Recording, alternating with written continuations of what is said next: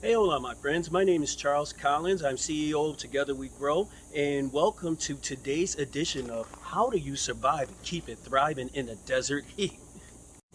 As I consistently try to stress to you amazing folks, especially during these summer months, if you don't have to be out here, don't be out here. For the most part, we can grow and we can garden year round in the Sonoran, but there are certain times where the weather is just too much to fight, and the sun is one of those things that you can't beat. So if you don't have to put your hands up, you know how sometimes you read the statement, your arms too short to box with. Well, your arms are definitely too short to box with the sun. But if you do have to be out here, try to be out here in short increments of time. Always keep something cool and refreshing next to you so that you can drink. Try to get to some shade and have some shade near you, and at most only be out here for 10 to 15-minute increments at a time.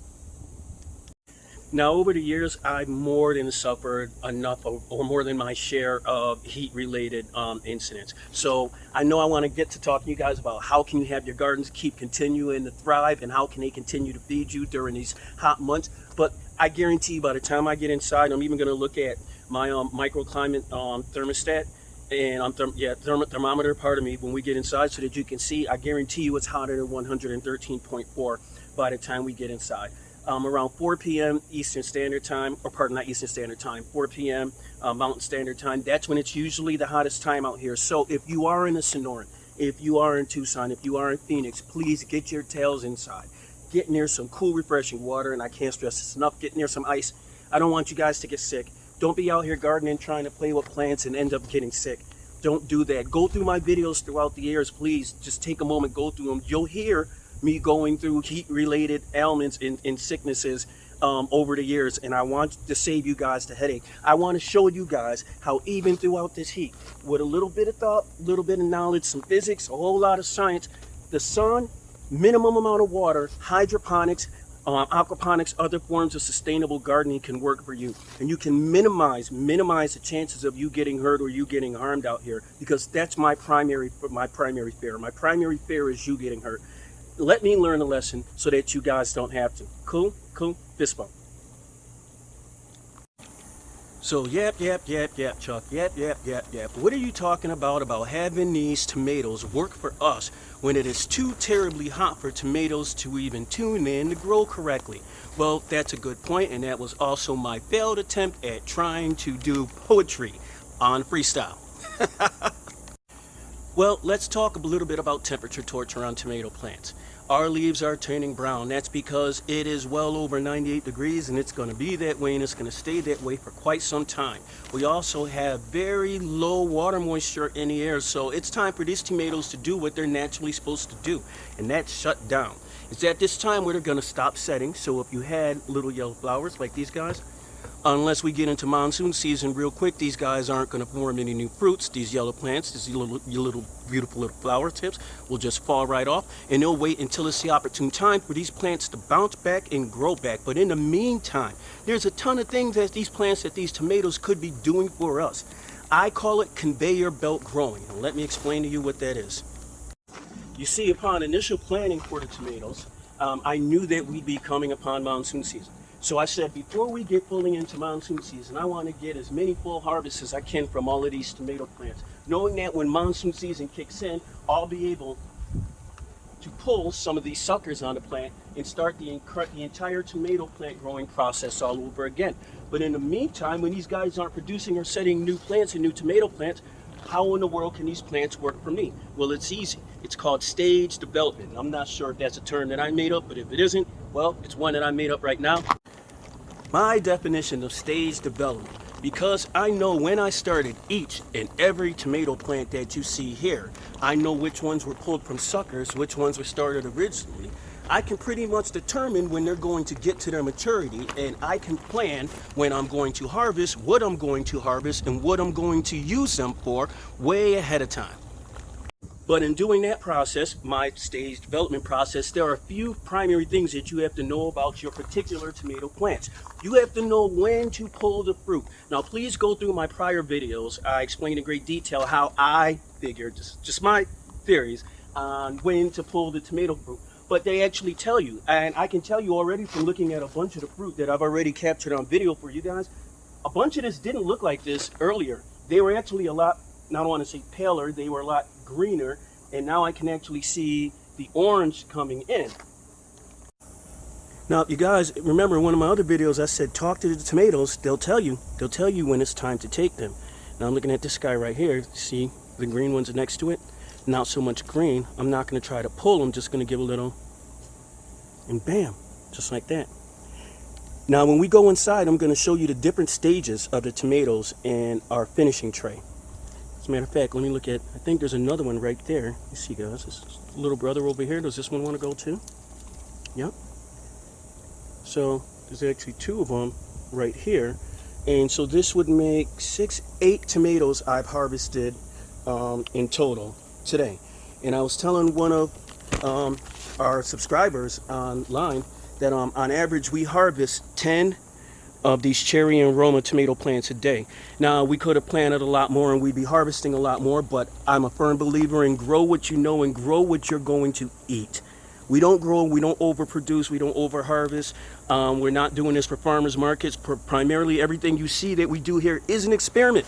This is all an experiment. We want to learn how to do it right so we can save you guys a whole bunch of time instead of doing it wrong. Yeah, guys, give me 1 second. You see that big old orange tomato right there?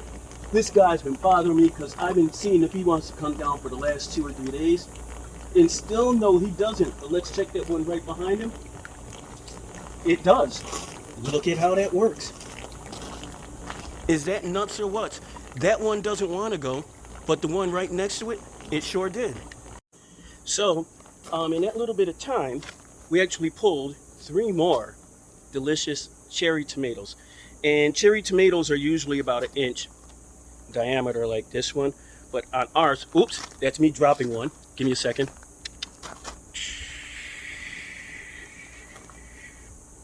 All going up. So now we're taking it back to the inside. Let's take a look at that tomato finishing tray as I was talking to you guys about. Now over here you'll see different stages of Roma and cherry tomatoes. And just to point out the size difference, and they do look entirely different. These are cherry tomatoes, basically your traditional round shape. And these are your Roma tomatoes, a little bit more long. And I really don't have an opinion on how long which one takes to mature, which one matures faster. What I do know is by using a process that I'm explaining to you guys right here, they're all moving at just about the same time, but we keep them going in a pattern to where we always have something fresh on stock, and we always have some type of transition going from a little bit greener to a little bit orange to a little bit more orange, to a little bit yellow, to a little bit orange, to a little bit red. No, these aren't different types of tomatoes, different types of cherry tomatoes, or different types of Roma tomatoes. Those green and those yellows and reds that you hear and that you see about, these are different. These are just different stages of the growth process in our tomatoes. Now, why do I personally think it's important to point that out? Because say if I'm making a caprese, or if I'm making me a nice little light salad or a spring salad, I know that if I have, say, orange, smaller cherry tomatoes, and a smaller cherry tomato, the more punch, power, flavor is punched and power packed into that little bite. I know that if I have one of these and they're turning really red, like a deep, rich red, I know that's going to be an incredibly, I call it earthy, not oaky, but just, it's such a rich, mind-blowing texture to the flavor that sometimes I'll take a bunch of these and I'll let them set out to the side. Not because I want the whole salad to taste like that, because I know just one of these packs a punch, and it throws a total just taste bud, just experience in any meal that you put it in. I don't use greens in any types of meals. My wife does sometimes if we don't have tomatillos on deck. Guys, look up tomatillos if you're not familiar with what they are, but I don't. But yeah, going back to what we were talking about with the tomato tray. Going back to the concept we were talking about with outside on knowing when to pull the tomatoes, knowing when to put them in a tray. Now, when they're finishing in the finishing tray, when they're inside in the finishing tray, this is approximately 74, 75 degrees in the house, in the kitchen. And it's no wind, it's indirect sunlight, it's not underneath any type of breeze, it's just a nominal temperature caused by the air conditioner, the central air conditioner in the house. Um, these guys go through their stages, and each one of the stages, I know my plants so well. I can see the labor, and I know this flavor profile in each one of these tomatoes. So once you know the bond, and pardon me, once you have that bond with your plants and you know the flavor profile of each tomatoes, you can start doing off the wall things like this. This is our tomato powder, and we market it under Mama Rose. Guys, this isn't type of sales pitch or anything, but this is literally what we're doing with those same plants you saw on those vines outside. It's 100 and plus, 100 and some odd degrees now. Let me go take a look real quick. Hold on. There you go, in real time, 114.4 degrees Fahrenheit in our microclimate in our backyard. That's 114.4 degrees Fahrenheit. If you even take a look at this at our indoor monitor, it's reading 82 degrees right outside or right on the inside of the back door to the pool. So even though that's not the temperature in the house, right on the inside of this door, and we have a well-insulated house, it's reading 82 degrees because of the ambient heat going through this wall right here. So yes, if you don't have to be outside, please don't be outside. Back to the tomatoes.